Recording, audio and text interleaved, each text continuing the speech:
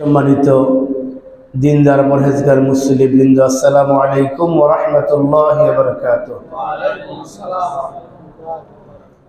মহান আল্লাহ সুবহানাহু ওয়া তাআলার দরবারে শুকরিয়া জানাচ্ছি যে রব্বুল আলামিন অত্যন্ত বরকতপূর্ণ একটি মাসের শেষ দিন, পবিত্র রজব মাসের আজকের 30 রজব এবং শেষ জুমাতে আপনাকে আমাকে সালাতুল জুমা আদায় করার জন্য আল্লাহ তাআলার ঘরে এসে বসার সুযোগ করে দিয়েছেন।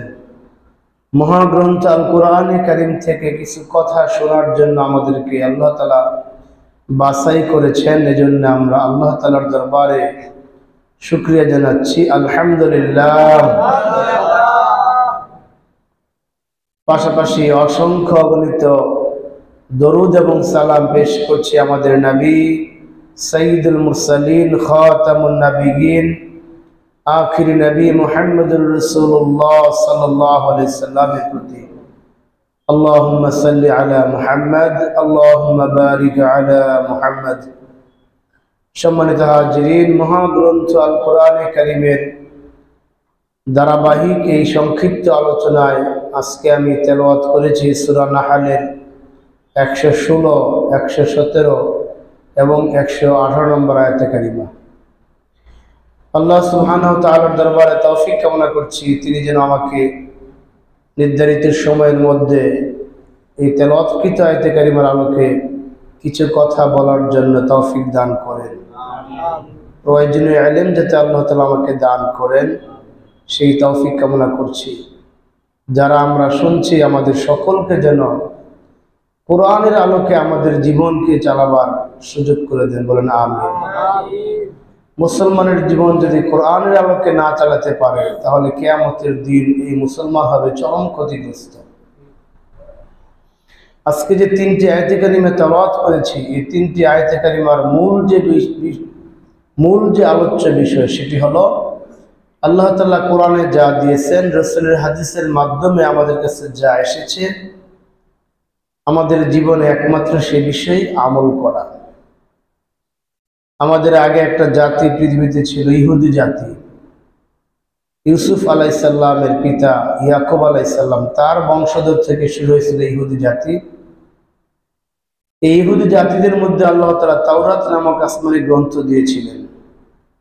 কিন্তু ইহুদি জাতিরা একটা পর্যায়ে এসে এমন তারা হয়ে গেল যে আল্লাহ তাআলার কিতাব তাওরাতে আল্লাহ তাআলা যে আদেশগুলি করেছেন, যে নিষেধগুলি করেছেন, যে হালাল হারাম দিয়েছেন, তারা সেগুলিকে পরিবর্তন করে নিজেদের মন মতো তারা সেখানে বিধান রচনা করেছিলেন, বলেন নাউজুবিল্লাহ। এই অন্যায় কাজটা ইহুদি আলেমরা করত। রাসূল পাক সাল্লাল্লাহু আলাইহি সাল্লাম পৃথিবীতে আসার আগে এই ইহুদিরা এই কাজগুলি বেশি করত। আল্লাহ তাদের তাওরাতে বলেন নাই, অথচ তারা ওই বিষয়টাকে আল্লাহ বলেছেন বলে তারা মানুষের কাছে প্রচার করত, বলেন নাউজুবিল্লাহ। কোনো মুসলমান এই কাজ করতে পারে না, কোনো মুসলমান আলেম এই কাজ কখনো করেন না, যেটা কোরআনে নাই, হাদিসে নাই। এটাকে আল্লাহর নাম বলে দিয়ে চালিয়ে দেওয়া, এটা কোনো মুসলমান করতে পারে না। যদি কোনো মুসলমান করে থাকেন, তাহলে তাকে আর মুসলমান বলার সুযোগ নাই, তিনি কাফের হয়ে গেছেন, মুশরিক হয়ে গেছেন। কারণ আইন এবং বিধান দেওয়ার একমাত্র মালিক কে? আল্লাহ। কোনটা হালাল, কোনটা হারাম, কোনটা জায়েজ, কোনটা না জায়েজ, কোনটা অন্যায়, কোনটা ন্যায়, কোনটা সত্য, কোনটা অসত্য, আপনার জীবনে কোন পথে চললে জান্নাতে যেতে পারবেন, কোন পথে চললে আপনি জাহান্নামী হবেন, এই পথ একমাত্র বাতলিয়ে দেওয়ার দায়িত্ব হলেন আল্লাহ সুবহানাহু ওয়া তাআলা, ঠিক কিনা? মুহাম্মদুর রাসূলুল্লাহ সাল্লাল্লাহু আলাইহি সাল্লামের মাধ্যমে আল্লাহ তাআলা এই সঠিক পথের সন্ধান আমাদেরকে দিয়েছেন। আমরা যদি দুনিয়ার কোনো স্বার্থকে হাসিল করার উদ্দেশ্যে, দুনিয়ার ক্ষমতা, দুনিয়ার চাকরি, দুনিয়ার টাকা পয়সা, দুনিয়ার লোভ লালসা, দুনিয়ার প্রভাব প্রতিপত্তিকে আমরা আরো দীর্ঘায়িত করার জন্য যদি আমরা কোরআনে বর্ণিত হালালকে হারাম বলে দেই, কোরআনে বর্ণিত হারামকে যদি আমরা হালাল বলে দেই, তাহলে সেই ইহুদি আলেমরা যেরকম ধ্বংস হয়েছে, আমাদেরকেও সেই ধ্বংসের হাত থেকে কেউ রেহাই করতে পারবে না, ঠিক কিনা? আল্লাহ তাআলা এই কথাই বলতেছেন যে ইহুদিদের মতো আমরাও যাতে আমরা মুখের ছলে কথায় কথায় যে মিথ্যা কথা বলে ফেলি, যাতে কোরআন ও হাদিসের ব্যাপারে আমার জবান দিয়ে মিথ্যা কোনো ফতুয়া না আসে, আল্লাহ তাআলা এই আয়াতের মধ্যে তাগিদ দিয়েছেন। আজকের মূলত আলোচ্য বিষয়টাই, কোরআনে আল্লাহ যা বলেছেন সেটাই বলতে হবে, হাদিসে রাসূল যা বলেছেন সেটাই বলতে হবে। কমিয়ে বাড়িয়ে বলার কোনো সুযোগ মুসলমানদের নেই। ইহুদিরা এই কাজটা এখনো তারা করে থাকেন, কিন্তু আমরা করতে পারি না। আল্লাহ বলতেছেন ওয়ালা তাকুলু লিমা তাসিফু আলসিনাতুকুমুল কাযিবা হাযা হালালু ওয়া হাযা হারাম।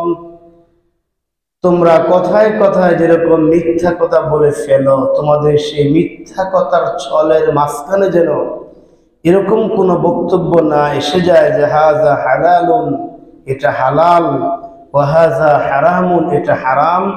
এরকম কোনো যেন মিথ্যা সাক্ষী তোমাদের জবান দিয়ে না এসে যায়। বলেন সুবহানাল্লাহ। আল্লাহ তাআলা আপনাকে আমাকে সতর্ক করতেছেন যে তোমরা দুনিয়ার জীবনে, তোমরা দুনিয়ায় চলতে ফিরতে অনেক মিথ্যা কথা বলো, মিথ্যা কসম করো, মিথ্যা সাক্ষী দাও, মিথ্যা বক্তব্য দাও, মিথ্যাকে তোমরা প্রতিষ্ঠিত করার জন্য অনেক চেষ্টা করো, কিন্তু খবরদার, আমি কোরআনে আল্লাহ তাআলা যা হারাম করেছি এটাকে তোমরা হালাল বলার কোনো সুযোগ নাই, ঠিক কিনা? আমি কোরআনে যেটা হারাম করেছি ওইটাকে তোমরা হারাম হিসাবে জানতে হবে। তার মানে হলো হালাল এবং হারাম এই বিধানটা দেওয়ার একমাত্র মালিক হলেন আল্লাহ তাআলা। যত আইন কানুন আছে, সমস্ত আইন কানুন প্রণয়নের একমাত্র মালিক হলেন আল্লাহ তাআলা। তিনি ছাড়া পৃথিবীর কোনো মানুষ কোনো আইন কানুন তৈরি করে এটাকে অবৈধ, এটাকে বৈধ বলার দুঃসাহস কেউ দেখাতে পারবে না। যদি করেন তাহলে সে সীমা লঙ্ঘন করবে। আল্লাহ যা হারাম করেছেন তাকে যদি কেউ হালাল বলে চালিয়ে দেয়, আল্লাহ যে যাতে হালাল করেছেন ওটাকে যদি কেউ হারাম বলে চালিয়ে দেয়, তাহলে সে হলো সীমা লঙ্ঘনকারী। এই সীমা লঙ্ঘনকারীর ব্যাপারে সূরা নিসাতে আল্লাহ তাআলা কঠিন কথা বলেছেন। وَمَن يَعْصِ اللَّهَ وَرَسُولَهُ وَيَتَعَدَّ حُدُودَهُ يُدْخِلْهُ نَارًا خَالِدًا فِيهَا وَلَهُمْ عَذَابٌ مُهِينٌ। আল্লাহ বলতেছেন নিশ্চয়ই যারা আল্লাহর বিধানকে লঙ্ঘন করবে, আল্লাহর বিধানকে মানবে না, ওয়াতাআদ্দা হুদুদাহু, আল্লাহ যে সীমারেখা দিয়েছেন সেই সীমারেখাকে লঙ্ঘন করবে, অর্থাৎ হারামকে হারাম না জেনে এটাকে হালাল মনে করে করা, আবার হালালকে হালাম জেনে এটাকে বর্জন করা, এই কাজ যারা করবেন তাদের ব্যাপারে আল্লাহ বলতেছেন ইদখিলুহু নারান খালিদান ফিহা, এই সমস্ত মানুষগুলি জাহান্নামের আগুনে জ্বলবে। বলেন নাউযুবিল্লাহ। আর সেই জাহান্নামের আগুনের বৈশিষ্ট্য হলো খালিদান ফিহা, চিরকাল সেখানে থাকবে। এরকম কাফের মুশরিক যদি কখনো জাহান্নামে যায়, সেখান থেকে সে আর বের হতে পারবে না। এখানে কাফের মুশরিক বলতে আল্লাহ তাআলা ওই সমস্ত মানুষকে বুঝিয়েছেন যারাই কোরআনের বিপরীতে চিন্তা করেন, কোরআন যেটাকে হালাল করেছেন ওটাকে হারাম মনে করেন, কোরআন যেটাকে হারাম করেছেন ওটাকে হালাল মনে করেন, এরকম বিপরীত চিন্তা ভাবনা যারাই করবেন তাদেরকে আল্লাহ তাআলা সরাসরি কুফর ফতোয়া দিয়েছেন। ওয়ালাহু আযাবুম মুহিন, এদের জন্য চরম শাস্তি রয়েছে, লাঞ্ছনাদায়ক শাস্তি। শাস্তি আছে আবার লাঞ্ছনাদায়ক। আল্লাহ তাআলা শাস্তিকে এখানে আরো বেশি কঠোরতা করেছেন, লাঞ্ছনার মাধ্যমে শাস্তি দিবেন। এই সীমালঙ্ঘনকারীকে আল্লাহ তাআলা কেন এত শাস্তি দিবেন? কারণ কি? কারণ হলো সে আল্লাহ তাআলার নামে একটা মিথ্যা অপবাদ রটিয়েছে। বলেন নাউযুবিল্লাহ। যেই কাজটা আমি আপনাকে করতে বললাম, এটা আপনি যদি বলেন যে না এটা হুজুরে করতে বলে নাই, তাহলে আপনি আমার বিরুদ্ধে একটা মিথ্যা রটালেন, ঠিক কিনা? তো যেই কাজটা আল্লাহ আপনাকে করতে নিষেধ করেছেন ওই কাজটা আপনি করে ফেললেন, ওই কাজটা করার জন্য মানুষকে আপনি বললেন, তখন আপনি আল্লাহর ব্যাপারে মানুষের সামনে মিথ্যা তথ্য উপস্থাপন করলেন। এই মিথ্যা তথ্য উপস্থাপন করার কারণে আল্লাহ বলতেছেন সে হলো সবচাইতে বড় জালেম। বলেন নাউযুবিল্লাহ। ওয়ামান আযলামু মিম্মান ইফতারা আলাল্লাহিল কাযিবা ওয়া হুয়া ইদআ ইলাল ইসলাম আল্লাহু লা ইয়াহদিল কওমাল যালিমিন। সূরা সফের 7 নম্বর আয়াত। আল্লাহ বলতেছেন তার চাইতে অধিক বড় মাপের জালেম আর কে হতে পারে? আল্লাহ প্রশ্ন করতেছেন, ওয়ামান আযলামু মিম্মান ইফতারা আলাল্লাহিল কাযিবা, তার চাইতে বড় মাপের জালেম আর কি হতে পারে যে ব্যক্তি আল্লাহর ব্যাপারে ইফতারা আলাল্লাহিল কাযিবা, আল্লাহর ব্যাপারে মানুষের সামনে কোনো মিথ্যা তথ্য উপস্থাপন করেন, তার চাইতে বড় জালেম আর কি হতে পারে? এটা সবচেয়ে বড় জুলুমের কাজ হলো একজনের ব্যাপারে মিথ্যা কোনো তথ্য জাতির কাছে উপস্থাপন করা। আল্লাহর ব্যাপারে মিথ্যা কোনো তথ্য বান্দার কাছে উপস্থাপন করা, এটা সবচেয়ে বড় একটা জুলমতের কাজ, জালিমের কাজ। আল্লাহু লা ইয়াহদিল কওমাজ যালিমিন। আর এই সমস্ত জালেমদেরকে আল্লাহ তাআলা হেদায়েত দান করেন না, বলেন নাউযুবিল্লাহ। জালেমদেরকে আল্লাহ হেদায়েত দেন না। আল্লাহ যদি কাউকে হেদায়েত না দেন, পৃথিবীর কোনো শক্তি তাকে হেদায়েত দিতে পারবে না। ওমা ইউদলিল ফালান তাজিদ লাহু ওয়ালিয়্যাম মুরশিদা। আল্লাহ বলতেছেন যাকে তিনি পথ প্রদর্শক করে দেন, পথ প্রদর্শক থেকে দূরে সরায় দেন, গুমরাহের মধ্যে নিমজ্জিত করে দেন, তার জন্য তুমি কখনোই কোনো মুরশেদ অর্থাৎ পথ বাতলে দেওয়ার মতো কোনো লোক তুমি খুঁজে পাবে না। এই জন্য সে হলো সবচেয়ে বড় জালেম। সম্মানিত হাজির, এই আয়াত থেকে আল্লাহ তাআলা আমাদেরকে এটাই বলতে চাচ্ছেন, যে বিষয়ে তোমার জ্ঞান নেই, যে বিষয়ে তুমি জানো না, ওই বিষয়ে তুমি বাড়াবাড়ি করো না, ওই বিষয়ে তুমি মানুষের সামনে মিথ্যা কোনো তথ্য উপস্থাপন করবে না। এই যে আজকে আমরা শাবান মাসের 30 তারিখ অতিবাহিত করছি, এই মাসে রাসূল পাক সাল্লাল্লাহু আলাইহি সাল্লামকে আল্লাহ তাআলা মেরাজে নিয়েছিলেন, ঠিক কিনা? আমরা কিন্তু মেরাজের আলোচনা অনেক শুনেছি। এই মেরাজের মধ্যে আল্লাহ তাআলা রাসূল পাক সাল্লাল্লাহু আলাইহি সাল্লামকে ডেকে নিয়েছিলেন দুনিয়া থেকে। পৃথিবীর কোনো শক্তি প্রথম আসমানে যাওয়া তার পক্ষে সম্ভব নয়। প্রথম আসমানে দুনিয়া থেকে যাওয়া সম্ভব নয়, এত দূরত্বের পথ। কমপক্ষে 50,000 বছর লাগবে, বলেন সুবহানাল্লাহ। কয় বছর? 50,000 বছর লাগবে। তাও যদি সর্বোচ্চ গতি সম্পন্ন যান বা রকেট দিয়ে চেষ্টা করা হয়। বর্তমানে সর্বোচ্চ গতি সম্পন্ন রকেট হলো ঘন্টায় যেতে পারে 61,000 কিলোমিটার। কত? ঘন্টায় যেতে পারে 61,000 কিলোমিটার বেগে যেতে পারে। এরকম 61,000 কিলোমিটার বেগে সূর্যের কাছে যেতে সময় লাগছে 6 বছর। কয় বছর? 6 বছর। সূর্যের কাছে, কত কাছে? সেখান থেকে আরো 61,000 কিলোমিটার দূরে সূর্য আছে। সুবহানাল্লাহ। যেই কাছে গেছে সেখান থেকে 61,000 কিলোমিটার দূরে সূর্য আছে, এর কাছে যেতে পারে না। অথচ সেই সূর্য কিন্তু পৃথিবীর এই মহাশূন্যের মধ্যে, তার চাইতে আরো কোটি কোটি কিলোমিটার দূরে প্রথম আসমান। আল্লাহ তাআলা মুহাম্মদ সাল্লাল্লাহু আলাইহি সাল্লামকে প্রথম আসমান, দ্বিতীয় আসমান, তৃতীয় আসমান, সমস্ত 7টি আসমান পাড়ি দিয়ে 70,000 নূরের পর্দা পাড়ি দিয়ে আল্লাহ তাআলার দরবারে খুব কাছে নিয়ে গেছিলেন, ঠিক কিনা? একান্ত কিছু বক্তব্য সেখানে তার কাছে পেশ করেছিলেন। আপনি যদি কাউকে, আপনার অধীনে কোনো একটা কোম্পানির কোনো ডিরেক্টর, কোনো এমডি, কোনো পরিচালককে আপনি কোম্পানির সম্পর্কে গুরুত্বপূর্ণ কিছু কথা বলতে চান, তাহলে কি করবেন? মালিক হিসাবে আপনি আপনার খাস কামরায় নিয়ে যাবেন, ঠিক কিনা? তাকে সবার সামনে কইবেন? গুরুত্বপূর্ণ কিছু কথা বলতে হলে আপনি মালিক হিসাবে আপনি একদম সেই মালিকের যিনি সত্ত্বাধিকারী, তার খাস কামরায় নিয়ে একদম কাছে বসে কিছু কথা বলবেন। যে ম্যানেজার সাহেব, এই কোম্পানির স্বার্থে আপনাকে এই কাজগুলি করতে হবে, আপনি করবেন, দেখবেন যে কোম্পানির সেল বাড়বে, কোম্পানি আস্তে আস্তে আর বড় হবে।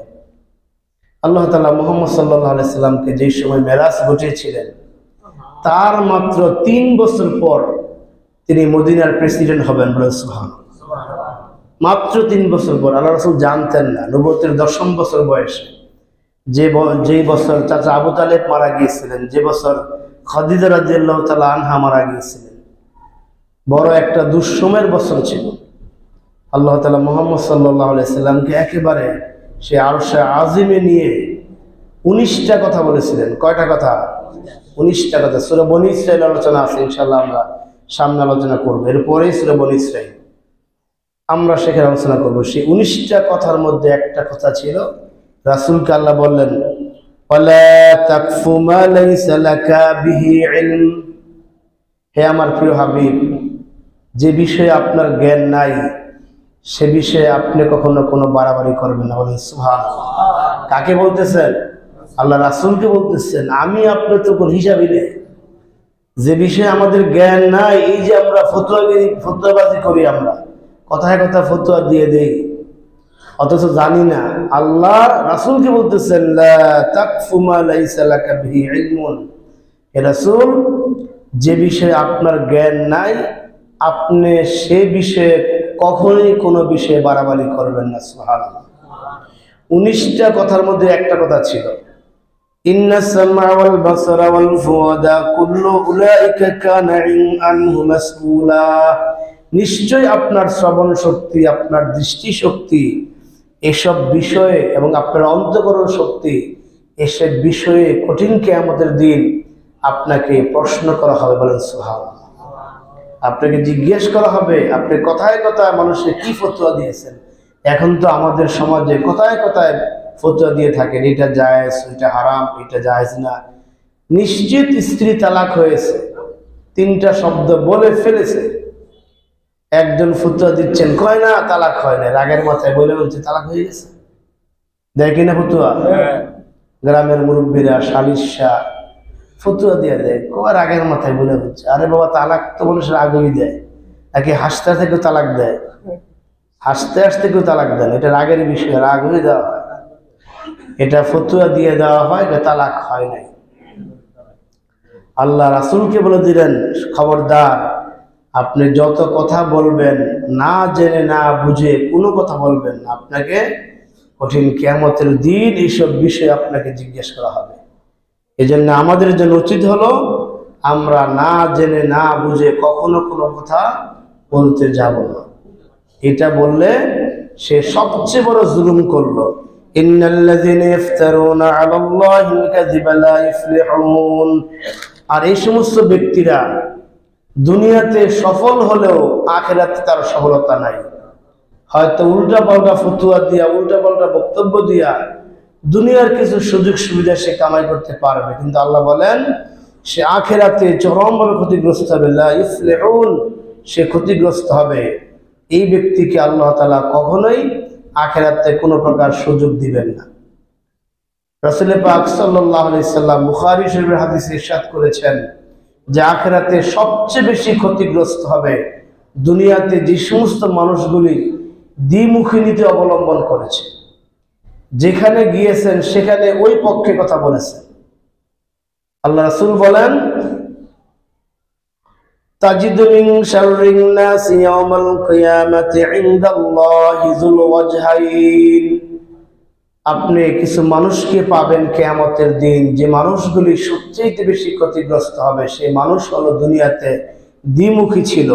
আল্লাযী ইয়াতিহা উলাই বিওয়াজিহি, সে যখন একটা সম্প্রদায়ের কাছে যায় তখন তার একরকম চেহারা, ওয়াহা উলাই বিওয়াজিহি, আবার যখন আরেকটা সম্প্রদায়ের কাছে যায় তখন আরেক রকম চেহারা হয়।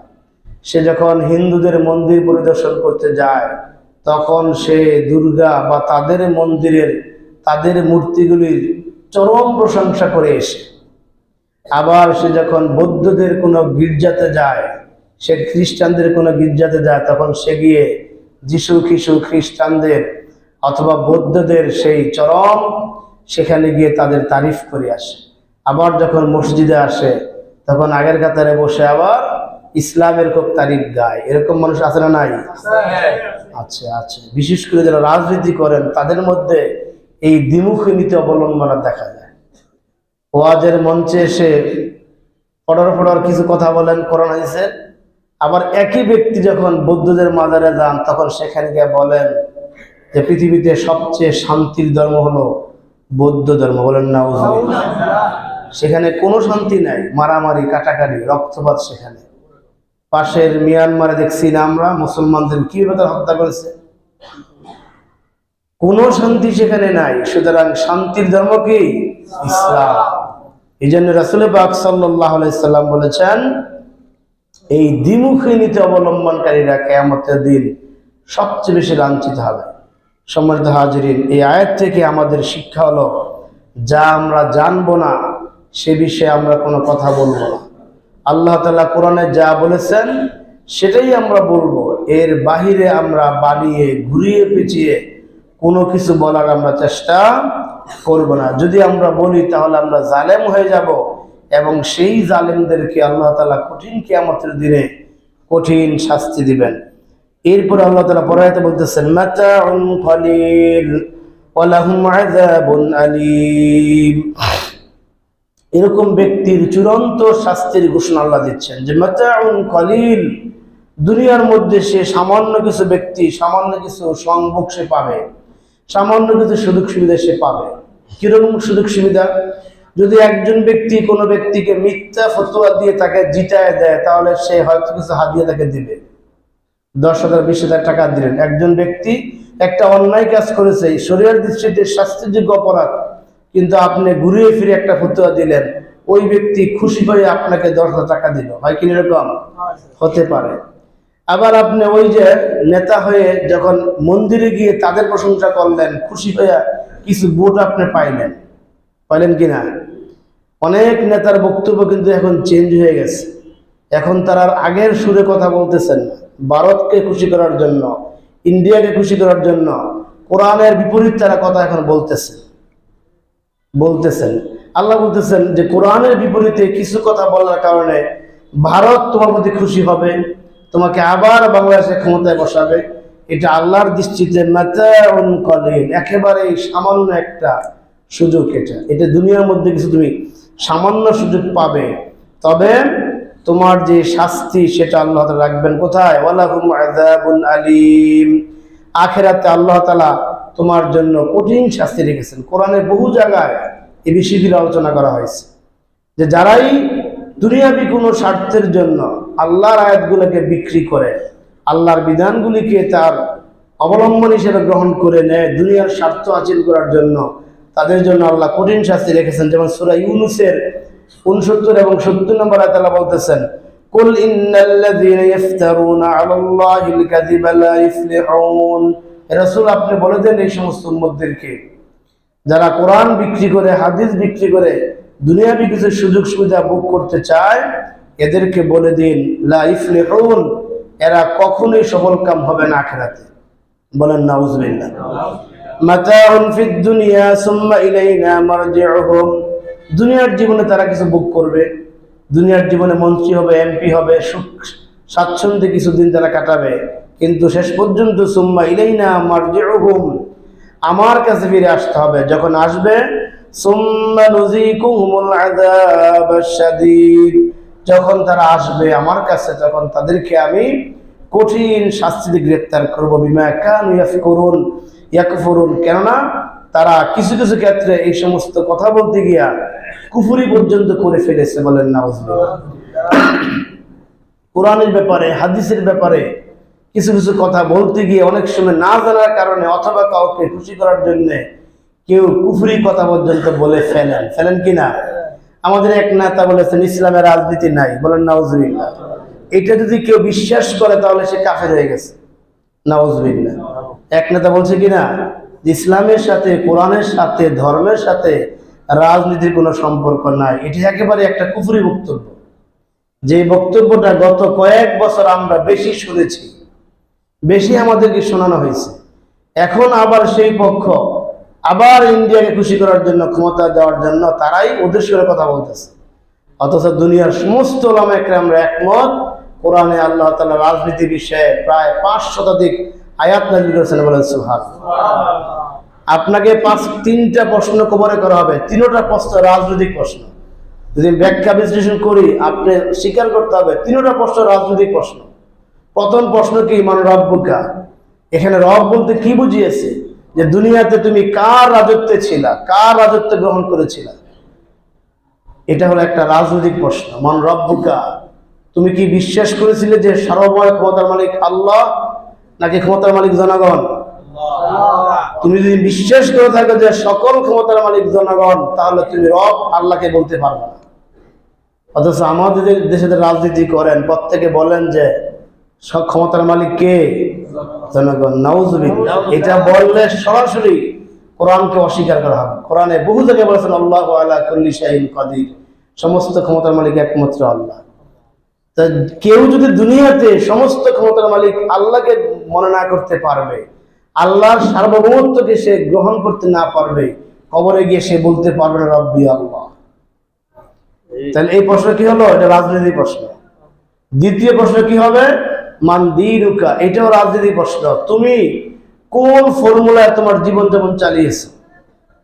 সেটা কি গণতন্ত্রের ফর্মুলা ছিল, নাকি জাতীয়তাবাদের ফর্মুলা ছিল, নাকি ধর্মনিরপেক্ষতার ফর্মুলা ছিল, নাকি সেই কার্ল মার্কসের ফর্মুলা ছিল, নাকি সেই শেখ মুজিবের ফর্মুলা ছিল, নাকি সেই তোমার সেই আরো যে হাবিজাবি আছে তাদের ফর্মুলা ছিল? তুমি কোনটা গ্রহণ করেছো? আপনি কোনটা বলবেন? আপনি সারা জীবন তো জয় বাংলা স্লোগান দিয়েছেন, এখন বলেন কোনটা বলবেন? সারা জীবন জয় বাংলা স্লোগান দিয়ে আপনি গাঢ় রক ফুরিয়ে ফেলছেন, এখন বড় উত্তর কি দিবেন? আপনার তো নীতি মিলেছিলেন 6 দফা, আপনার তো নীতি মিলেছেন সেই 72 সংবিধান। আল্লাহ বলছেন কোরআন তোমার সংবিধান। দ্বিতীয় প্রশ্ন মান দীনুকা, ধরা খাবো কিনা আমরা? বুঝেন নাই কথা? ধরা খেয়ে আছে। মান দীনুকা বলার সাথে সাথে আপনি আমার দিন ইসলাম এটা জীবনে বলতে পারবো না যে পর্যন্ত না আমি ইসলামকে আমার আদর্শ হিসেবে গ্রহণ না করতে পেরেছি, জীবনে বলতে পারবো না। তৃতীয় রাজনীতি প্রশ্ন, ওই যে একটা লোক দেখা যায় মানহারাজুল, এই লোকটা কেটায়? আপনি যদি রাসূলকে জীবনে আদর্শ মেনে থাকেন তাহলে আপনি বলতে পারবেন তিনি আমার নবী, বলেন সুবহানাল্লাহ। আর যদি সারা জীবন আপনি শেখ মুজিবের আদর্শ গ্রহণ করে থাকেন, আপনি কখনো বলতে পারবেন না তিনি আমার রাসূল, বলতে পারবেন না। আমরা দেখেছি রাসূলের চাইতে তার নেতাকে বেশি প্রাধান্য দেওয়া হয়, হয় কিনা? রাসূলের সুন্নত পাঞ্জাবি পরেছে, এর উপরে আবার মুজিব কোট, গরমে গাইমা সে বেহুশ হয়ে গেছে, তারপর সে কোট ছাড়তে পারে না। এরকম বক্তা দেখছি না আমরা অনেক। কিয়ামত এই কবরে গিয়ে এই সমস্ত বক্তারা জীবনে বলতে পারবে না রাসূল আমার নেতা ছিলেন, কারণ সে দুনিয়াতে রাসূলকে নেতা মানে নাই। সম্মানিত হাজিরিন, তাহলে আমরা এই সংক্ষিপ্ত আলোচনা বুঝতে পারলাম ইসলামের সাথে রাজনৈতিক সবচেয়ে বেশি সম্পর্ক, ঠিক কিনা? এখন কেউ যদি বলে ইসলামের সাথে রাজনীতির সম্পর্ক নাই, তাহলে তিনি কোরআনের বহু আয়াতকে অস্বীকার করলেন। যেমন সূরা বনী ইসরাঈল আয়াতে আল্লাহ বলতেছেন ৭৯ নম্বর আয়াতে আল্লাহ তাআলা রাসূলকে বলতেছেন আপনি রাষ্ট্র ক্ষমতার জন্য আমার কাছে দোয়া করেন। রব বলতেছেন যে আমাকে ওয়াজআলনি মিন লাদুনকা সুলতানান নাসিরা, ওয়াজআলনি মিন লাদুনকা সুলতানান নাসিরা, আল্লাহ আপনি আমাকে রাষ্ট্রীয় ক্ষমতা দিয়ে আপনি আমাকে সাহায্য করেন, বলেন সুবহানাল্লাহ। আপনি রাজনীতি না করলে রাষ্ট্রীয় ক্ষমতা দেওয়া সম্ভব? আমাদের দেশে তো অনেক সংগঠন আছে যাদের রাজনীতির সাথে সম্পৃক্ত না হওয়ার কারণে ওরা রাষ্ট্র ক্ষমতায় যেতে পারবে না, যাওয়ার ইচ্ছাও নাই, আছে কিনা? আপনি রাষ্ট্র ক্ষমতায় যেতে হলে রাজনীতি করতে হবে। আল্লাহ তাআলা দোয়া শিখাইলেন মুহাম্মদ সাল্লাল্লাহু আলাইহি সাল্লামকে হিজরতের রাতে, যেই রাতে তিনি হিজরত করে চলে যাচ্ছেন, ওই রাতে আল্লাহ দোয়া শিখিয়ে দিলেন যে আপনি আমাকে বলেন ওয়াজআলনি মিন লাদুনকা নাসিরা, যে আল্লাহ আমাকে আপনি রাষ্ট্রীয় শক্তি দান করেন। আল্লাহ তাআলার কাছে দোয়া করলেন, আল্লাহ দোয়া কবুল করলেন, রাষ্ট্রীয় ক্ষমতা মুহাম্মদ সাল্লাল্লাহু আলাইহি সাল্লামকে দিলেন। সুবহানাল্লাহ। তিনি 10টি বছর তিনি রাষ্ট্র পরিচালনা করেছেন, সেখানে আল্লাহ তাআলা সেই রাষ্ট্রীয় ক্ষমতা তাকে দিলেন। তাহলে কোরআনে রাজনীতি নাই এরকম মূর্খের মতো কথা তো আমরা শুনতে রাজি না। রাজি আমরা? আপনি যে রাজনীতি করেন সেটা আপনার বিষয়, কিন্তু কোরআনে আল্লাহ তাআলা রাজনৈতিক প্রায় 5 শতাধিক আয়াত আল্লাহ দিয়েছেন। সূরা হজের 41 নম্বরে আল্লাহ তাআলা এই রাজনীতির কর্মসূচি কি হবে, ক্ষমতায় গেলে আপনি কি করবেন, সেই কর্মসূচি আল্লাহ দিয়েছেন 4 দফা, বলেন সুবহানাল্লাহ। আবার এই রাজনৈতিক দল ক্ষমতায় যাওয়ার কি কাজ করবেন সেটা আল্লাহ দিয়েছেন সূরা আল ইমরানের 104 নম্বর আয়াতে। আপনি পড়েন নাই, এজন্য আপনি জানেন না। আল ইমরানের 104 নম্বর আয়াতে আল্লাহ বলে দিয়েছেন ওয়ালতাকুম মিনকুম উম্মাহ, তোমাদের মধ্যে একটা দল থাকবে, একটা রাজনৈতিক দল থাকবে, ইয়াদউনা ইলাল খায়র, যারা মানুষকে ক্ষমতায় যাওয়ার আগে মানুষকে তারা ভালো ভালো কাজের দিকে আহ্বান করবে, বলেন সুবহানাল্লাহ। যখন ক্ষমতায় যাইবে ওয়ায়ামুরু বিল মা'রুফ, তারা সংসদে আইন পাস করে মানুষকে সৎ কাজ করতে বাধ্য করবে। সংসদে আইন হয়ে যাবে, তুমি সৎ কাজ করতে হবে। নামাজে আসবে না, সাথে সাথে আজান হওয়ার সাথে সাথে এক বাহিনী থাকবে, তারা আপনাকে বাইরে হোক আর যেমন হোক তারা আপনাকে মসজিদে পাঠাবে। বেপরদায় মহিলা বের হবে, এক শ্রেণীর বাহিনী থাকবে, এই পর্দা লঙ্ঘন করার সাথে সাথে তার বিরুদ্ধে অ্যাকশন হয়ে যাবে। জেনা করবে তার বিরুদ্ধে অ্যাকশন হয়ে যাবে, চুরি করবে তার বিরুদ্ধে অ্যাকশন হয়ে যাবে। এটা আল্লাহ তাআলা রাজনৈতিক ব্যক্তিদেরকে এই কর্মসূচি আল্লাহ দিয়েছেন বলে সুবহানাল্লাহ। সুতরাং যারাই এরকম কথা বলবে, কোরআনের সাথে সাংঘর্ষিক হবে, এদের ব্যাপারে আল্লাহর ঘোষণা হলো ওয়ালাহুম আযাবুন মুহিম, এদের জন্য রয়েছে ওয়ালাহুম আযাবুন আলীম, কঠিন শাস্তি, যন্ত্রণাদায়ক শাস্তি। এই জন্য না জেনে না বুঝে ইসলাম সম্পর্কে, কোরআন সম্পর্কে মন্তব্য করা একেবারেই অনুচিত, ঠিক কিনা? এটা আমাদেরকে খেয়াল রাখতে হবে। এরপর আল্লাহ তাআলা ইহুদি আলেমদের কথা বলতেছেন, ওয়ালাল্লাযীনা হাদু হারামনা মা কাসাসনা আলাইকা মিন ক্বাবলু, যে আমি ইহুদিদেরকে কি কি হারাম করেছিলাম আপনাকে আগেই জানিয়ে দিয়েছিলাম। আজকে ইহুদিরা যে সমস্ত বিষয় আপনাকে হারাম বলতেছে আর যে সমস্ত বিষয় হালাল বলতেছে, কোনটা হারাম করেছি আপনাকে আমি আগেই জানিয়ে দিয়েছিলাম। অর্থাৎ ইহুদি শরীয়তে কিছু বিষয় আল্লাহ তাআলা হালাল করেছেন যেগুলোকে তারা হারাম মনে করত, আবার ইহুদি শরীয়তে আল্লাহ কিছু বিষয় হালাল করেছেন যেগুলো তারা হারাম মনে করত। যেমন আমরা যে 5 প্রকারের পশু আমরা জবাই করে খাই, আমাদের জন্য সেই পশুর অল্প কয়েকটা অংশ ছাড়া সব কিছু খাওয়া জায়েজ, কিন্তু তাদের জন্য অনেক কিছু হারাম ছিল। যেমন যেই বড় তেলটা হয়, যে খন্ড খন্ড তেলগুলি হয়, হাড় এবং গোশতের মাঝখানে ছাড়া আলগা যে তেলটা হয়, ওই তেলটা ওদের জন্য হারাম ছিল। ইহুদিদের জন্য কি ছিল? হারাম ছিল। এরপরে যেই সমস্ত পাখি আমরা জবাই করে খাই, যাদের নখ আছে, এমন কোনো পাখি তারা খেতে পারতো না, এটা হারাম ছিল। অর্থাৎ নখ ছাড়া কোনো পাখি নাই, আছে নাকি? সমস্ত পাখির নখ আছে, এটা ইহুদিদের জন্য হারাম ছিল, কিন্তু ইহুদিরা এই সব কিছু তারা খাইত। এজন্য আল্লাহ বললেন, আমি যা যা হারাম করেছি তা আপনাকে আগেই জানিয়ে দিয়েছি, তারপরও এই সমস্ত ইহুদিরা তারা নিজেরা মন গড়া আয়াতকে রচনা করে তারা মানুষকে ফতোয়া দিয়ে হারাম খাবারগুলি মানুষকে খাওয়ায়, আবার হালাল খাওয়াগুলি মানুষকে তারা হারাম করে দেয়। এই দোষগুলি ইহুদি আলেমদের মধ্যে ছিল। এই দোষগুলি ইহুদি আলেমরা করত, যে তারা একটা আয়াত বানাইতো। আল্লাহ তাআলা বলতেছেন, সূরা বাকারা বলতেছেন, ফাওয়াইলুল লিল্লাযীনা ইয়াকতুবুনাল কিতাবা বিআইদিহিম সুম্মা ইয়াকুলুনা হাযা মিন ইনদিল্লাহি লিয়াশতারু বিহি সামানান কালীলা। এর আল্লাহ বলতেছেন তাদের ওই হাতের জন্য আফসোস, ওই হাতটা ধ্বংস হবে যেই হাত তারা ইয়াকতুবুনাল কিতাবা বিআইদিহিম, তারা তাদের হাতে কিতাবের ফতোয়া লিখতো, সুম্মা ইয়াকুলুনা হাযা মিন ইনদিল্লাহ, অতঃপর এই কথা বলতো যে এটা আল্লাহর পক্ষ থেকে এসেছে। বলেন নাউজুবিল্লাহ। আল্লাহ এই কাজটা করতে বলেন নাই, যেই কাজটা হারাম ছিল, অথচ লিয়াশতারু বিহি সামানান কালীলা, সামান্য কিছু পাওয়ার জন্য বলতো সে এসে এটা হাযা মিন ইনদিল্লাহ, এটা আল্লাহর পক্ষ থেকে এসেছে। ফাওয়াইলুল লাহুম মিম্মা কাতাবাত আইদিহিম, আল্লাহ বলতেছেন তাদের জন্য ধ্বংস, তাদের জন্য আফসোস যে তাদের ওই হাত, যে হাত এই সমস্ত কিছু লিখেছে। ওয়াইলুল লাহুম মিম্মা কানু ইয়াকসিবুন, এবং তারা যে সম্পদ অর্জন করেছে এই সম্পদের জন্য কি আফসোস, অর্থাৎ এই সবগুলি ধ্বংসশীল সম্পদ। বলেন নাউজুবিল্লাহ। আল্লাহর বিধানকে বিকৃত করে একজন মানুষ যা কিছু গ্রহণ করবে সব কিছু আল্লাহর দৃষ্টিতে সেগুলো হলো ধ্বংস, এবং সেগুলি আল্লাহ তাআলা অভিশাপ দিয়েছেন। আজকে দেখেন ইসলাম ধর্মেও অনেক এরকম কোরআনে হাদিসে নেই এমন অনেক বিষয়গুলাকে আমাদের মধ্যেও অনেক মানুষ এগুলা চালু করে দিচ্ছে বিভিন্ন তরিকার নামে।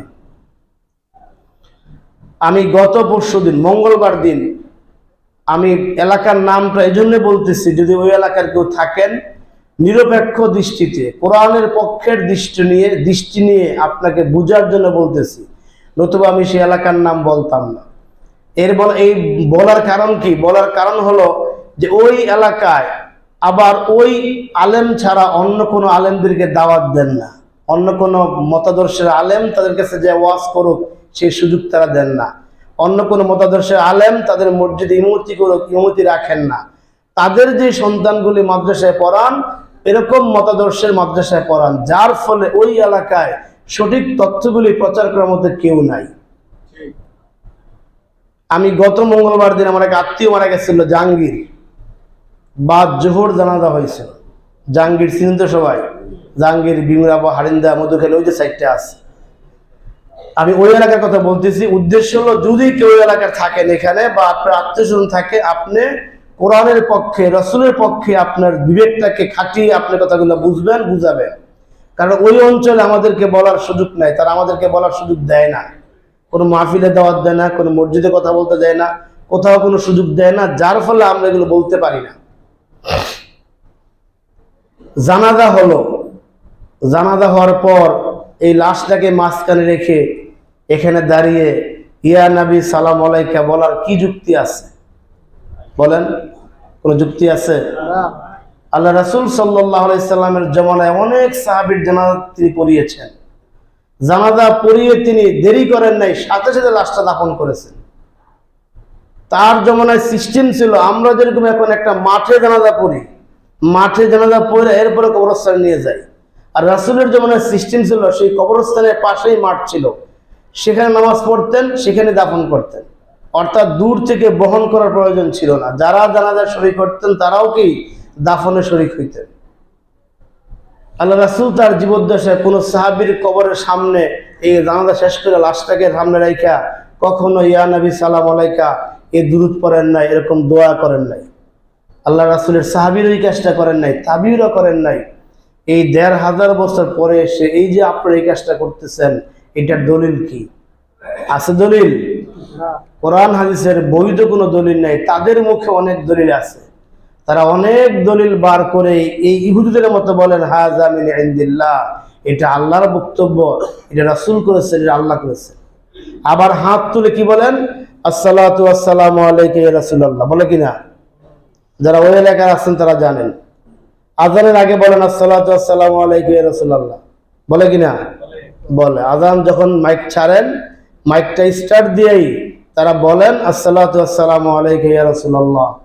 এই ৩ বার ৪ বার বলে তারা আযান শুরু করেন। এই কাজটা আল্লাহ রাসূলের সাহাবী কখনো করেন নাই। বেলাল রাদিয়াল্লাহু তাআলা মসজিদে নববীর প্রধান মুয়াজ্জিন ছিলেন, তার জীবনে তিনি কখনো এই কাজটা করেন নাই। এখনো মক্কা মদিনার কোনো মসজিদে এইভাবে ডাক দেওয়া হয় না। হয়? তাহলে আপনারা যে করছেন কিসের ভিত্তিতে? এই ইহুদি আলেমদের মতো এরকম কিছু আলেম এদেশে তৈরি হয়েছে, তারা বলেন হাযা মিন ইনদিল্লাহ, এটা আল্লাহর পক্ষ থেকে বলা হয়েছে। এই কথাটা বলার মধ্যে লুকাইতে আছে শিরিক, আমলটা হলো বেদাত। এই যে আপনি হাত তুলে বললেন আসসালাতু ওয়াসসালামু আলাইকা ইয়া রাসূলুল্লাহ, এটা বলাটা বেদাত, আর এখানে আছে শিরিক। ইয়া রাসূলুল্লাহ মানে রাসূল আপনার সামনে আছেন, বলেন নাউজুবিল্লাহ। রাসূল কি আমার সামনে আছেন? তিনি মদিনায় রওজাতুল মুবারক, তিনি সেখানে আছেন, রওজা শরীফের তিনি সেখানে আছেন। আপনি বলতে পারতেন আসসালাতু ওয়াসসালামু আলা রাসূলিল কারীম, আসসালাতু ওয়াসসালামু আলা নবিয়্যিল আমিন, এটা বলতে পারতেন যে সালাম এবং শান্তি বর্ষিত হোক আমার নবীর উপর। এই যে ইয়া বললেন, এই ইয়া বলার কারণে এটা শিরিক হয়ে গেল। কারণ আমরা একমাত্র আল্লাহকে বলতে পারি ইয়া আল্লাহ, পারি কিনা? কারণ তিনি আমাদের কুদরতিভাবে তিনি আমাদের সাথে আছেন, তিনি আমাদের সব কিছু লক্ষ্য করতেছেন। সুবহানাল্লাহ। তো এই সমস্ত কাজগুলি ঈদের নামাজের পরে এই মিলাদ কিয়াম, জানাজার মধ্যে লাশকে কবরে নামার আগে মিলাদ কিয়াম, আবার লাশকে রেখে আবার মিলাদ কিয়াম, এই যে এই সমস্ত কাজগুলি আমরা মানুষের মধ্যে প্রচার করতেছি, মানুষের মধ্যে প্রচ্ছন্নভাবে আমরা ঢুকিয়ে দিচ্ছি, এটা ইহুদি আলেমদের মতে হয়ে যায় হাযা মিন ইনদিল্লাহ। একটা বিধান রচনা করে বলে দেন এটা আল্লাহর পক্ষ থেকে এসেছে।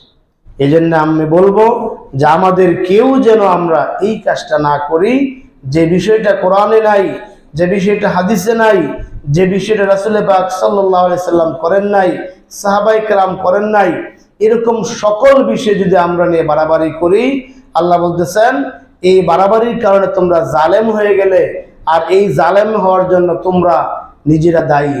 আয়াতের শেষে আল্লাহ বলতেছেন ওয়ামা যালামনাহুম ওয়ালাকিন কানু আনফুসাহুম ইয়াযলিমুন, এদের এই জালেমের কারণে আমি কোনো জুলুম করি নাই, বরং তারা নিজেরাই বাড়াবাড়ি করে নিজেদের উপর তারা জুলুম করেছে। এই জুলুম থেকে আমরা আল্লাহ তাআলার দরবারে পানা চাই, আমিন। ইসলামের ব্যাপারে যে কোনো বিষয়ে আল্লাহ যে সীমানা দিয়েছেন, ওই সীমানার বাইরে যাওয়া মানেই জুলুম করা। ওই সীমানা রক্ষা করার জন্য আল্লাহ তাআলা আদেশ করেছেন। আমরা প্রতি জুমাতে সূরা নাহলের 89 নম্বর আয়াতটা আমরা পড়ি শেষ খুতবাতে, ইন্নাল্লাহা ইয়া'মুরু বিল আদলি ওয়াল ইহসান ওয়া ইতাই যিল কুরবা। এই তিনটা আদেশ আল্লাহ করেছেন। ওয়ায়ানহা আনিল ফাহশাই ওয়াল মুনকারি ওয়াল বাগই, তিনটা নিষেধ করেছেন। ফাহশা কাজ করতে নিষেধ করেছেন, অন্যায় কাজ করতে নিষেধ করেছেন। আল্লাহ যে সীমানা দিয়েছেন, প্রত্যেকটা আমলের, প্রত্যেকটা অঙ্গ প্রত্যঙ্গের, প্রত্যেকটা কাজের যে সীমানা দিয়েছেন, ওই সীমানা যেন তোমরা লঙ্ঘন না করো। এই বক্তব্য কিন্তু আমরা প্রত্যেক জুমার খুতবাতে আমরা পড়ি কিনা? ইয়া মাআশারাল হাজিরিন, এই কথা বলে, হে সম্মানিত অতিথিবৃন্দ। এই বাংলা অর্থ হলো, হে সম্মানিত মুসলমানবৃন্দ, আল্লাহ তোমার প্রতি রহম করুন। ইবাদাল্লাহ রাহিমাকুমুল্লাহ, হে আল্লাহর বান্দারা, তোমাদের উপর আল্লাহ রহম করুন। আল্লাহ তাআলা তোমাদেরকে তিনটি কাজের আদেশ দিচ্ছেন। ইয়া'মুরু বিল আদলি, ন্যায় নিষ্ঠার আদেশ দিচ্ছেন। বিল আদলি ওয়াল ইহসান, ইহসান আদেশ দিচ্ছেন। ওয়া ইতাই যিল কুরবা, নিকট আত্মীয়ের পানা দেওয়ার জন্য আদেশ করছেন। ওয়ায়ানহা, নিষেধ করছেন। আনিল ফাহশা, যত অশ্লীল কাজ আছে। ওয়াল মুনকার, যত বাজে বেরুলেস কাজ আছে। এবং বাগিয়ুন, এবং সীমা লঙ্ঘন থেকে তোমাদেরকে আল্লাহ নিষেধ করতেছেন। এই জন্য আসুন, আল্লাহ তাআলা প্রত্যেকটা আমলের যে সীমানা দিয়েছেন, ওই সীমানা আমরা রক্ষা করি। তাহলে আমরা জুলুমের হাত থেকে, জালেমের হাত থেকে আমরা বাঁচবো। আল্লাহ তাআলা আমাদেরকে বুঝার তৌফিক দান করুন, আমিন।